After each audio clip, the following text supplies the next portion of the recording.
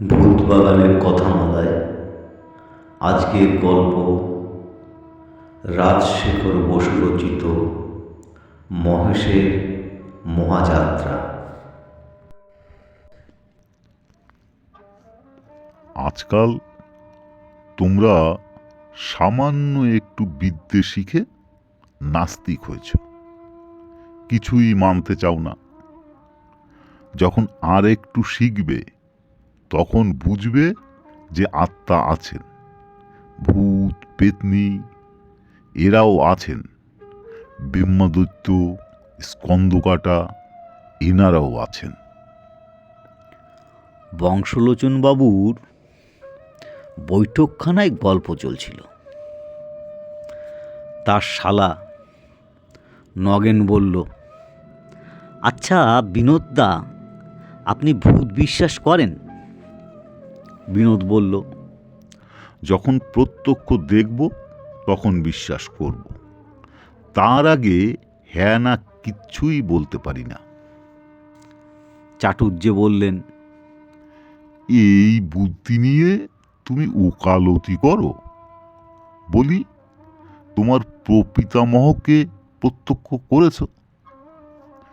McDonald, Churchill আর বাল্ডুইনকে দেখেছ?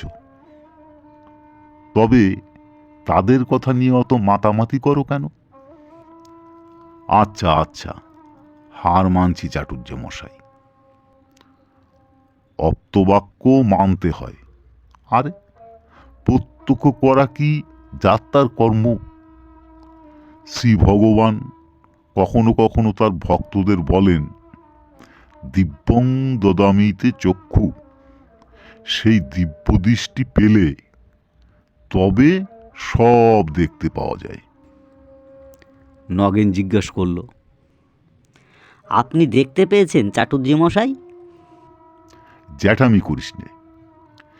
এই কলকাতা শহরে রাস্তায় যারা চলাফেরা করে, কেউ কেরানি, কেউ দোকানি, কেউ মজুর, কেউ আর কিছু, তোমরা ভাবো সবাই বুঝি মানুষ? তা মোটেই নয়।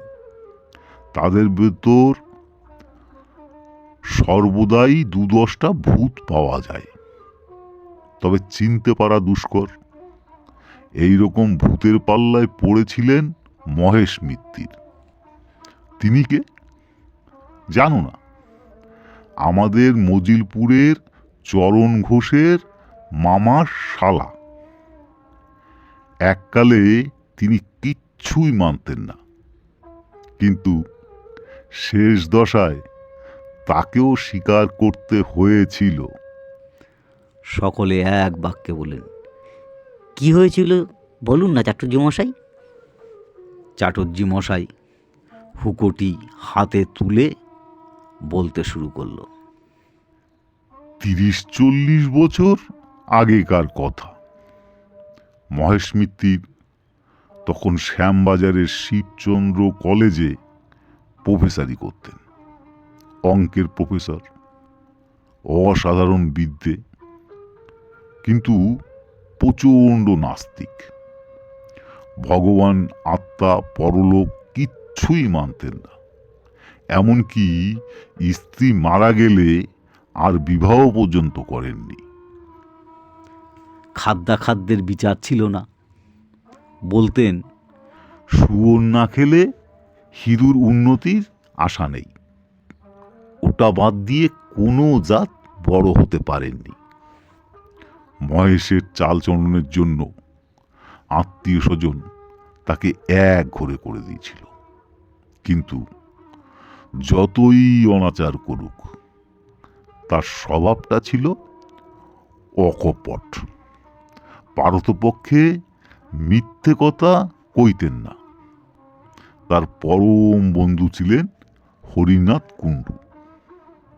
তিনিও ওই কলেজের প্রফেসর, ফিলোসফি পড়ান। কিন্তু বন্ধু হলে কি হয়, দুজনে হরদম ঝগড়া হতো। কারণ হরিনাথ আর কিছু মানুক না মানুক ভূত মানতেন। তাছাড়া মহেশবাবু অত্যন্ত গম্ভীর প্রকৃতির মানুষ, কেউ তাকে হাসতে দেখেনি। আর হরিনাথ ছিলেন আমোদে লোক, কথায় কথায় ঠাট্টা করে বন্ধুকে একেবারে উদ্ব্যস্ত করে তুলতেন। তবু মোটের উপর তাদের পরস্পরের প্রতি খুব একটা টান ছিল। তখন রাজনীতির চর্চার এত রেওয়াজ ছিল না, আর ভদ্রলোকের ছেলের অন্য চিন্তাও এমন চমৎকার হয়নি। তুই একটা পাশ করতে পারলে ওই যেমন তেমন একটা চাকরি জুটিয়েই যেত। লোকের তাকে উঁচু দরের বিষয়ে আলোচনা করার সময় ছিল। ছোকরারা চিন্তা করত, বউ ভালোবাসে কি বাসে না, যাদের সে সন্দেহ মিটে গেছে তারা মাথা ঘামাতো। ভগবান আছে কি নেই। একদিন কলেজে কাজ ছিল না, অধ্যাপকরা সবাই মিলে গল্প করছিল। গল্পের আরম্ভ যা নিয়েই হোক, মহেশ আর হরিনাথ কথাটা টেনে নিয়ে ভূতে আর ভগবানে হাজির করতেন, কারণ ওই নিয়ে তর্ক করাই তাদের অভ্যাস। এদিনও তাই হয়েছিল। আলোচনা শুরু হয় ঝিঁচাকোড়ের মাইনে নিয়ে।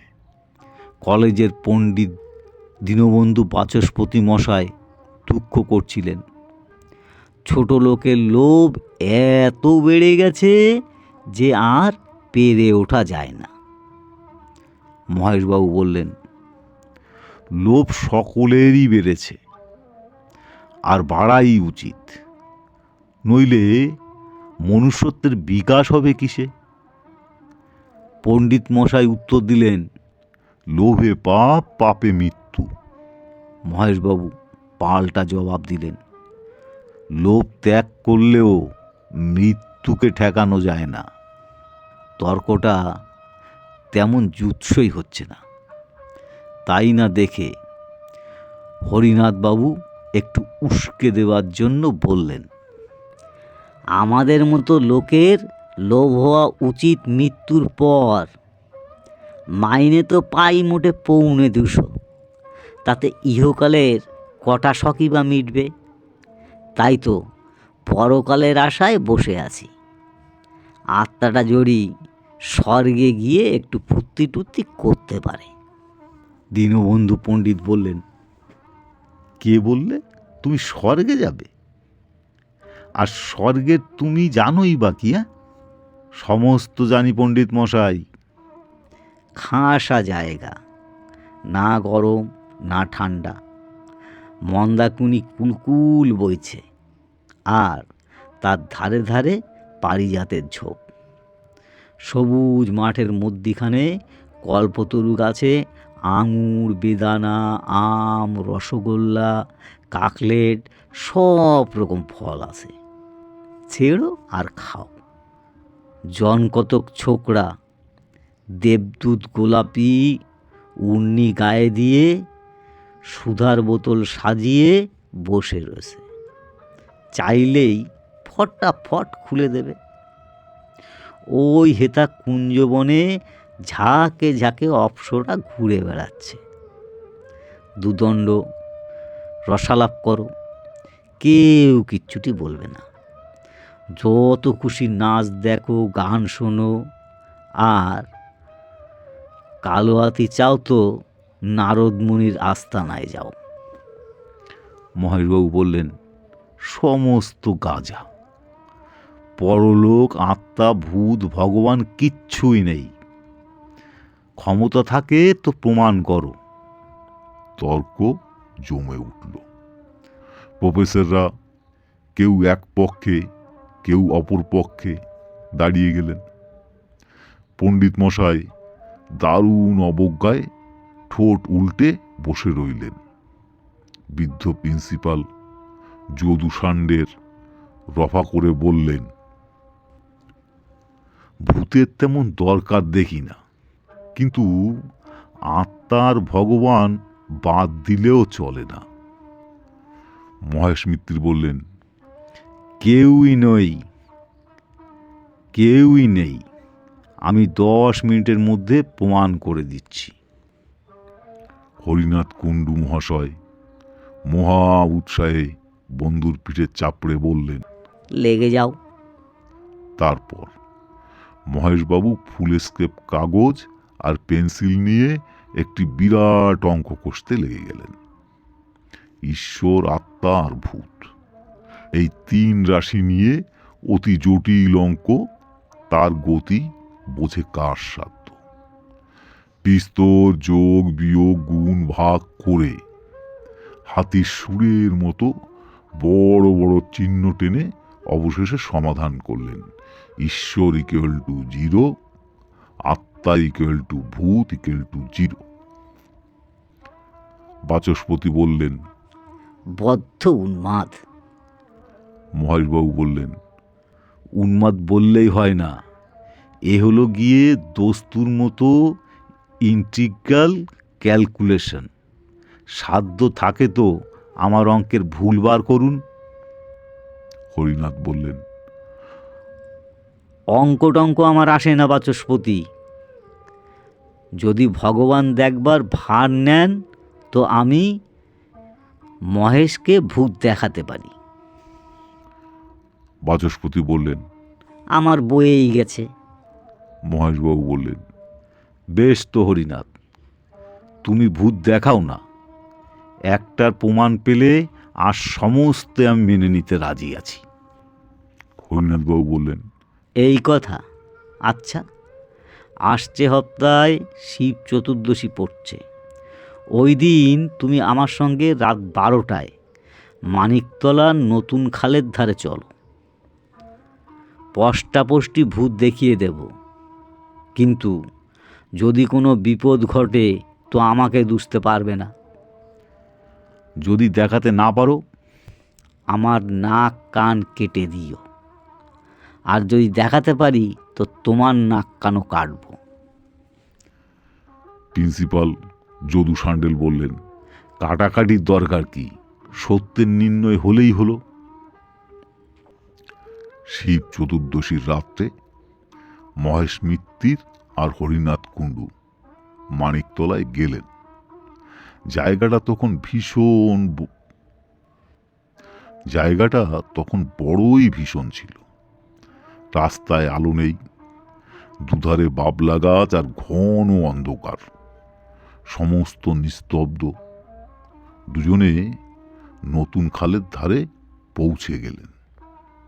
এই বছর 2 আগে ওখানে প্লেগের হাসপাতাল ছিল, এখনো তার গোটা কতক খুঁটি দাঁড়িয়ে আছে। মহেশ মিত্তির অবিশ্বাসী সাহসী লোক, কিন্তু তারও গা ছমছম করতে লাগলো। হরিনাথ সারা রাস্তা কেবল ভূতের কথাই কয়েছে। তারা দেখতে কেমন, মেজাজ কেমন, কি খায় কি পরে। দেবতারা হচ্ছেন উদার প্রকৃতির দিলদরিয়া, কেউ তাদের না মানলেও বড় একটা কেয়ার করে না। কিন্তু অপদেবতারা পদবীতে খাটো বলে তাদের আত্মসম্মানবোধ বড়ই উগ্র, না মানলে ঘাড় ধরে তাদের প্রাপ্য মর্যাদা আদায় করেন। এই সব কথা হঠাৎ একটা বিকট আওয়াজ শোনা গেল, যেন কোনো অশরীরী বিড়াল তার পলাতক প্রণয়িনীকে আকুল আহ্বান করছে। একটু পরেই মহেশবাবু রোমাঞ্চিত হয়ে দেখলেন একটি লম্বা রোগা কুচকুচে কালো মূর্তি দুহাত তুলে সামনে দাঁড়িয়ে আছে। তার পিছনে একটু দূরে ওই রকম আরো 2টো। হরিনাথ বাবু থরথর করে কাঁপতে লাগলেন, বললেন, রাম রাম, জয় সীতারাম। ও মহেশ, দেখছো কি? তুমিও বলো না। আর একটু হলেই মহেশবাবু রাম নাম উচ্চারণ করেই ফেলতেন, কিন্তু তার কনসেন্স বাধা দিয়ে বলল, একটু সবুর করো, যদি ঘাড় মটকাবার লক্ষণ দেখো তখন না হয় রাম নাম করা যাবে।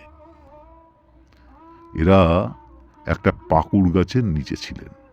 হঠাৎ ওপর থেকে খানিকটা কাদা গোলা জল মহেশের মাথায় এসে পড়ল। তখন সামনে সেই কালো মূর্তিটা নাক সুরে বলল, মহেশ বাবু, আপনি নাকি ভূত মানেন না? এ অবস্থায় বুদ্ধিমান ব্যক্তি মাত্রেই বলে থাকেন, আগে হ্যাঁ মানি বই কি, কিন্তু মহেশ মিত্তির বেয়াড়া লোক। হঠাৎ তার কেমন খেয়াল হলো, ধা করে এগিয়ে গিয়ে বুকের কাঁধ খামচে ধরে জিজ্ঞাসা করলো, কোন ক্লাস? ভূত থতমতকে জবাব দিল, second year sir. Roll number কত? ভূত করুণ নয়নে হরিনাথের দিকে চেয়ে জিজ্ঞাসা করলো। বলি স্যার। হরিনাথের মুখে রাম রাম ভিন্ন কথা নেই। পিছনের দুটো ভূত অদৃশ্য হয়ে গেল। পাকুড় গাছে যে ছিল সে টুপ করে নেমে এসে পালিয়ে গেল। তখন বেগতিক দেখে সামনের ভূতটা ঝাঁকুনি দিয়ে মহেশের হাত ছাড়িয়ে চো চো দৌড় মারল। মহেশ মিত্তির হরিনাথের পিঠে একটা প্রচণ্ড কিল মেরে বলল, চোর। হরিনাথ পাল্টা কিল মেরে বলল, আহাম্মক। নিজের পিঠে হাত বুলোতে বুলোতে দুই বন্ধু বাড়ি মুখো রওনা হলেন। আসল ভূত যারা আশেপাশে লুকিয়েছিল তারা মনে মনে বললেন, আজই রজনীতে হয়নি সময়। পরদিন কলেজে হুলস্থুল বেঁধে গেল। সমস্ত ব্যাপারটা শুনে প্রিন্সিপাল ভয়ঙ্কর রাগ করে বললেন, অত্যন্ত সিম্পল কাণ্ড। দুজন নামজাদা অধ্যাপক একটা তুচ্ছ বিষয় নিয়ে হাতাহাতি। হরিনাথ, তোমার লজ্জা নেই? হরিনাথ বাবু ঘাড় চুলকে বললেন, আগে আমার উদ্দেশ্যটা ভালোই ছিল। মহেশকে রিফর্ম করার জন্য যদি একটু করি তো দোষটা কি? হাজার হোক আমার বন্ধু তো। মহেশবাবু গর্জন করে বললেন, কে তোমার বন্ধু? প্রিন্সিপাল বললেন, মহেশ তুমি চুপ করো। উদ্দেশ্য যাই হোক, কলেজে ছেলেদের এর ভিতরে জড়ানো একেবারে অমার্জনীয় অপরাধ। হরিনাথ, তুমি বাড়ি যাও, তোমাকে আমি সাসপেন্ড করলুম। আর মহেশ, তোমাকেও সাবধান করে দিচ্ছি, আমার কলেজে ভুতুরে তর্ক আর তুলতে পারবে না। মহেশবাবু উত্তর দিলেন, সে প্রতিশ্রুতি দেয়া শক্ত। সকল রকম কুসংস্কার দূর করাই আমার জীবনের ব্রত। তবে তোমাকেও সাসপেন্ড করলুম। অন্যান্য অধ্যাপকরা চুপ করে সব শুনছিলেন। তারা প্রিন্সিপালের হুকুম শুনে কোনো প্রতিবাদ করলেন না, কারণ সকলেই জানতেন যে তাদের কর্তার রাগ বেশি দিন থাকে না। মহেশবাবু তার বাসায় ফিরে এলেন। হরিনাথের ওপর প্রচণ্ড রাগ। হতভাগা একটা গভীর তত্ত্বের মীমাংসা করতে চায় জুয়ো চুরির মালা। সে আবার ফিলোসফি পড়ায়। এমন অপ্রত্যাশিত আঘাত মহেশবাবু কোনো দিন খাননি। মানুষের মন যখন নিদারুণ ধাক্কা খায় তখন সে তার ভাব ব্যক্ত করবার জন্য উপায় খোঁজে। কেউ কাঁদে, কেউ তর্জন গর্জন করে, কেউ কবিতা লেখে। একটা তুচ্ছ কোচবাকের হত্যাকাণ্ড দেখে মহর্ষি বাল্মীকির মনে যে ঘা লেগেছিল তাই প্রকাশ করার জন্য তিনি হঠাৎ দুছত্র শ্লোক রচনা করে ফেললেন। মা নিষাদ প্রতিষ্ঠাং তস্ম ইত্যাদি। তারপর 7 কাণ্ড রামায়ণ লিখে তার ভাবের বোঝা নামাতে পেরেছিলেন। আমাদের মহেশ মিত্তির চিরকাল নিরস অঙ্কশাস্ত্রের চর্চা করে আসছেন। কাব্যের কিছুই জানতেন না, কিন্তু আজ তারও মনে সহসা একটা কবিতার অঙ্কুর গজগজ করতে লাগল। তিনি আর বেগ সামলাতে পারলেন না। কলেজের পোশাক না ছেড়েই বড় একখানা অ্যালজেব্রা খুলে তার প্রথম পাতায় লিখলেন, হরিনাথ কুণ্ডু খাই তোর মুন্ডু। কবিতাটি লিখে বারবার ডাইনে বায়ে ঘাড় বেঁকিয়ে দেখে আদি কবি বাল্মীকির মতন ভাবলেন, হ্যাঁ, উত্তম হয়েছে। কিন্তু একটা খটকা বাঁধল। কুণ্ডুর সঙ্গে মুন্ডুর মিল আবহমান কাল থেকে চলে আসছে। এতে মহেশের কর্তৃত্ব কোথায়? কালিদাসী হন আর রবীন্দ্রনাথই হন, কুণ্ডুর সঙ্গে মুন্ডু মেলাতেই হবে। এ হলো প্রকৃতির অলঙ্ঘনীয় নিয়ম। মহেশ একটু ভেবে ফের লিখলেন, কুণ্ডু হরিনাথ, মুন্ডু করিপাত। হ্যাঁ, এইবার মৌলিক রচনা বলা যেতে পারে। মহেশের মনটা একটু শান্ত হলো। কিন্তু কাব্য সরস্বতী একবার যদি কাঁধে ভর করেন তবে সহজে আর নামতে চায় না। মহেশবাবু লিখতে লাগলেন, হরিনাথ ওরে হবি তুই মোরে, নরকের পোকা অতিশয় বোকা। নরকই নেই, তার আবার পোকা। মহেশবাবু স্থির করলেন, কাব্য কুসংস্কার নাম দিয়ে তিনি শীঘ্রই একটা প্রবন্ধ রচনা করবেন। তাতে মাইকেল, রবীন্দ্রনাথ কাউকেই রেহাই দেবেন না। তারপর তার কবিতার শেষের 4 লাইন কেটে নিয়ে ফের লিখলেন, ওরে হরিনাথ তোরে করি কাত, পিঠে মারি চড়। এমন সময় মহেশের চাকরটা এসে বলল, বাবু বাবু, চা হবে কি দিয়ে? দুধ তো ছিঁড়ে গেছে। মহেশবাবু অন্যমনস্ক বললেন, সেলাই করে নে। পিঠে মারি চর, মুখে গুজি খড়, জেলে দেশ লাই আগুন লাগাই। কিন্তু আবার এক বিপত্তি, হরিনাথকে পুড়িয়ে ফেললে জগতের কোনো লাভ হবে না। অনর্থক খানিকটা জান্তব পদার্থ বরবাদ হবে। বরং তার চাইতে হরিনাথ ওরে পোড়াবো না তোরে, নিয়ে যাব ধাপা, দেব মাটি চাপা, সার হয়ে যাবি ঢেঁড়স ফলাবি। মহেশবাবু আরো অনেক লাইন রচনা করেছিলেন, তার আজ আমার মনে নেই। কবিতা লিখে খানিকটা উচ্ছ্বাস বেরিয়ে যাওয়ায় তার হৃদয় বেশ খানিকটা হালকা হলো। তিনি কাপড় চোপড় ছেড়ে ইজি চেয়ারে শুয়ে পড়লেন।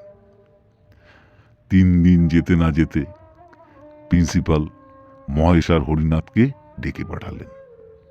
তারা আবার নিজের নিজের কাজে বহাল হলেন। কিন্তু তাদের বন্ধুত্ব ভেঙে গেল। সহকর্মীরা মিলনের অনেক চেষ্টা করলেন, কিন্তু কোনো ফল হলো না।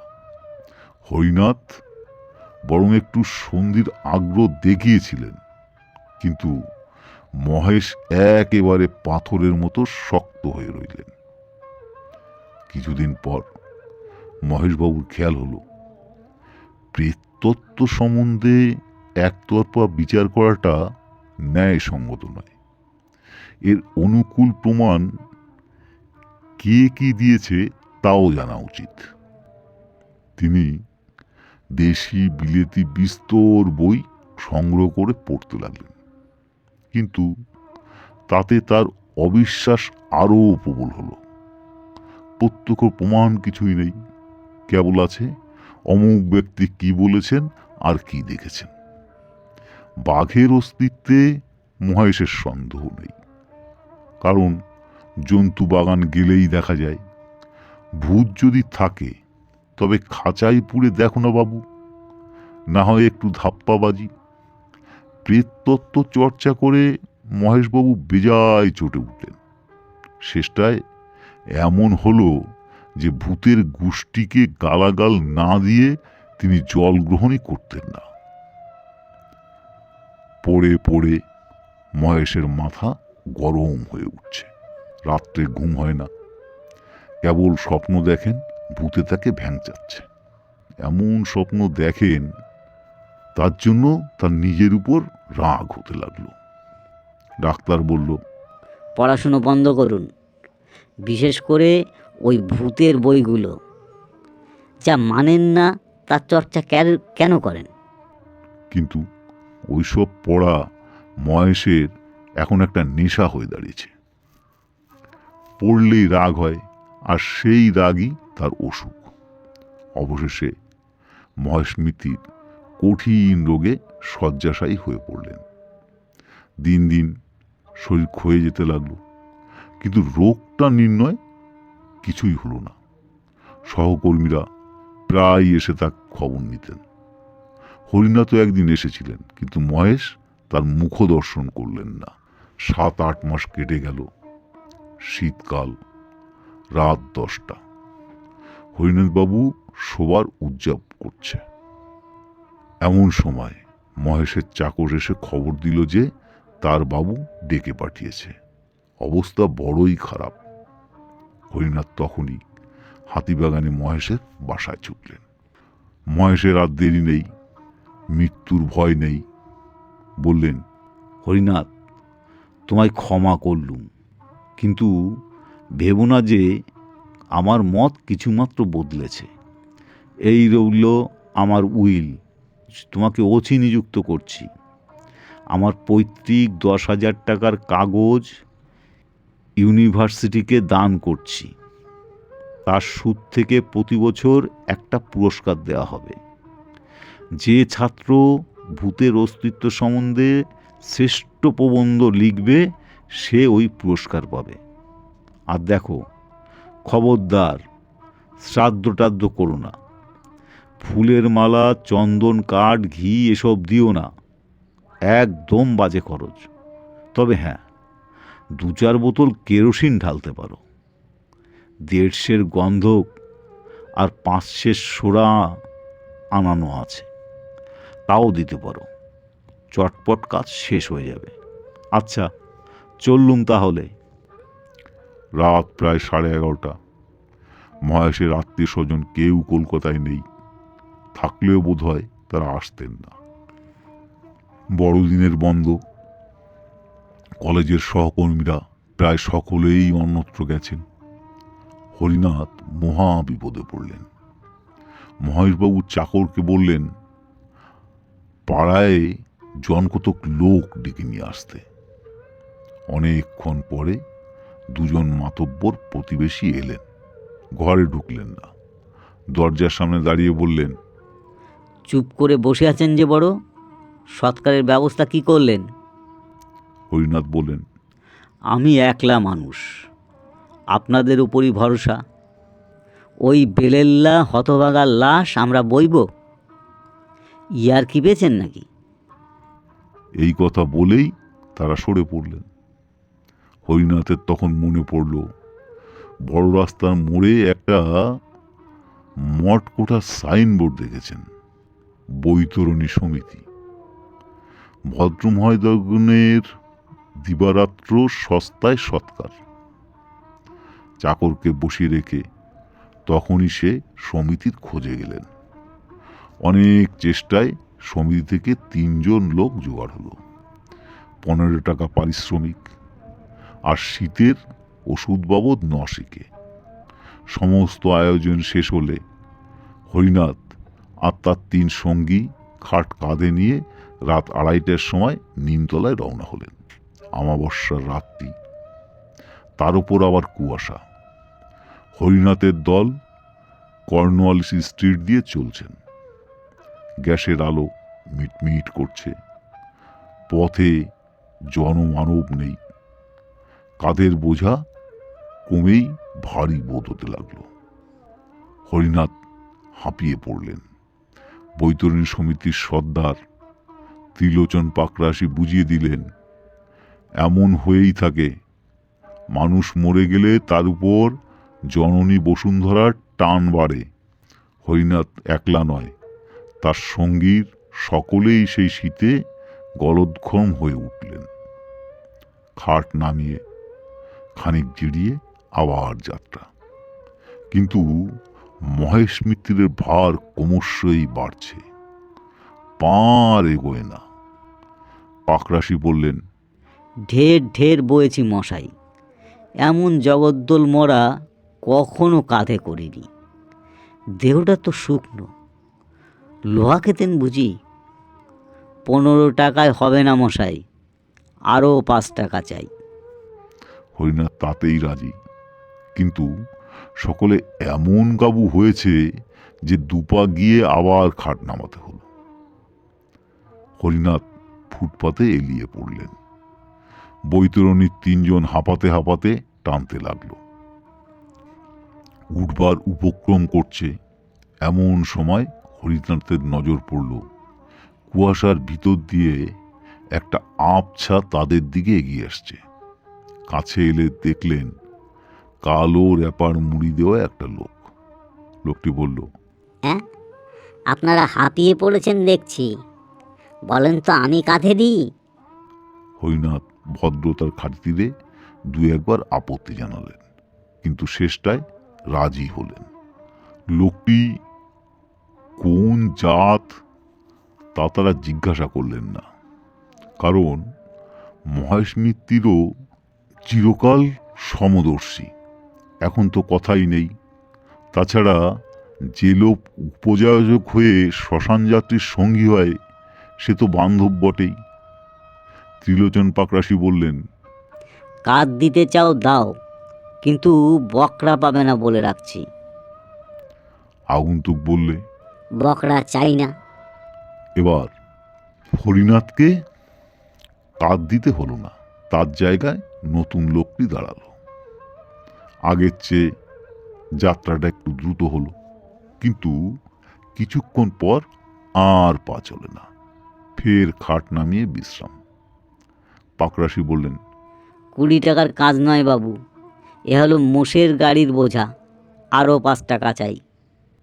এমন সময় আবার একজন পথিক এসে উপস্থিত, ঠিক প্রথম লোকটির মতন, কালো র্যাপার গায়ে। এও খাট বইতে প্রস্তুত। হরিনাথ বিরক্তি না করে তার সাহায্য নিলেন। এবার পাকরাশি মশাই রেহাই পেলেন। খাট চলছে আরও একটু জোরে, কিন্তু কিছুক্ষণ পরে আবার ক্লান্তি। মহেশের ভার অসহ্য হয়ে উঠছে, তার দেহে কিছু ঢোকেনি তো। খাট নামিয়ে আবার সবাই দম নিতে লাগলো। কে বলে শহরের লোক স্বার্থপর? আবার একজন সহায় এসে হাজির, সেই কালো র্যাপার গায়ে। হরিনাথের ভাববার অবসর নেই। সে বললে, চলো চলো। আবার যাত্রা, আবার একটু জোরে, তারপর ফের খাট নামাতে। এই যে চতুর্থ বাহক এসে হাজির, সেই কালো র্যাপার। এরা কি মহেশকে বইবার জন্যেই এই 3 প্রহর রাত পথে বেরিয়েছে? হরিনাথের আশ্চর্য হবার শক্তি নেই। বললেন, ওটাও খাট, চলো জলদি। 4 জন অচেনা বাহকের কাঁধে মহেশের খাট চলছে। পিছনে হরিনাথ আর বৈতরণী সমিতির 3 জন। এইবার গতি বাড়ছে, খাট হন হন করে চলছে। হরিনাথ আর তার সঙ্গীরা তার সঙ্গে ছুটছে। আরে অত তাড়াতাড়ি কেন, আসতে চলো। কেই বা শোনে কার কথা? ছুট ছুট। আর কোথায় নিয়ে যাচ্ছে? থাম থাম থাম, বিরোনি স্ট্রিট ছাড়িয়ে গেল যে। লোকগুলো কি শুনতে পায় না? ওই পাকরাশি, থামাও না ওদের। কোথায় পাকরাশি? তিনি বিচক্ষণ লোক, ব্যাপারটা বুঝে টাকার মায়া ত্যাগ করে সদলে পালিয়েছেন। মহেশের খাট তখন তীর বেগের ছুটছে, আর হরিনাথ পাগলের মতো পিছু পিছু। কর্নওয়ালিস স্ট্রিট, গোলদিঘি, বউবাজের মোড় সব পার হয়ে গেল। কুয়াশা ভেদ করে সামনের সমস্ত পথ ফুটে উঠছে।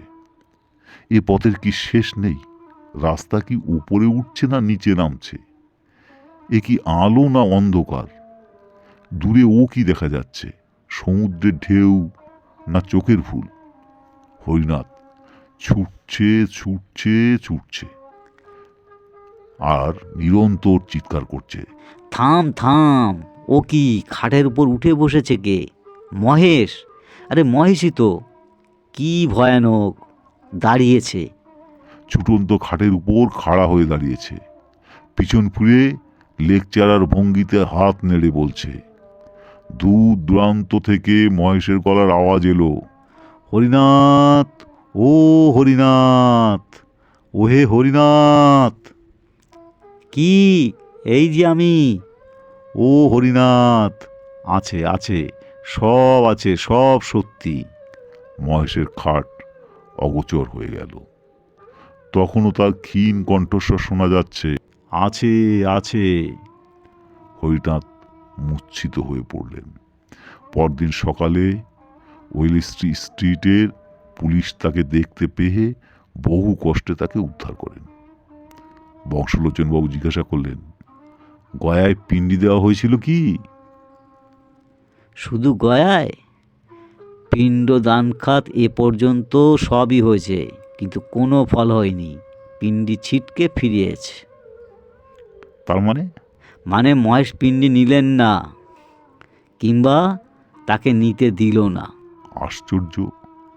মহেশ মিত্তিরের টাকাটা সে ইউনিভার্সিটিতে গচ্ছিত আছে, কিন্তু কাজ কিছু হয়নি। ভূতের বিপক্ষে প্রবন্ধ লিখতে কোনো ছাত্রের সাহস নেই। এখন সেই টাকা সুদে আসলে প্রায় 25,000 হয়েছে।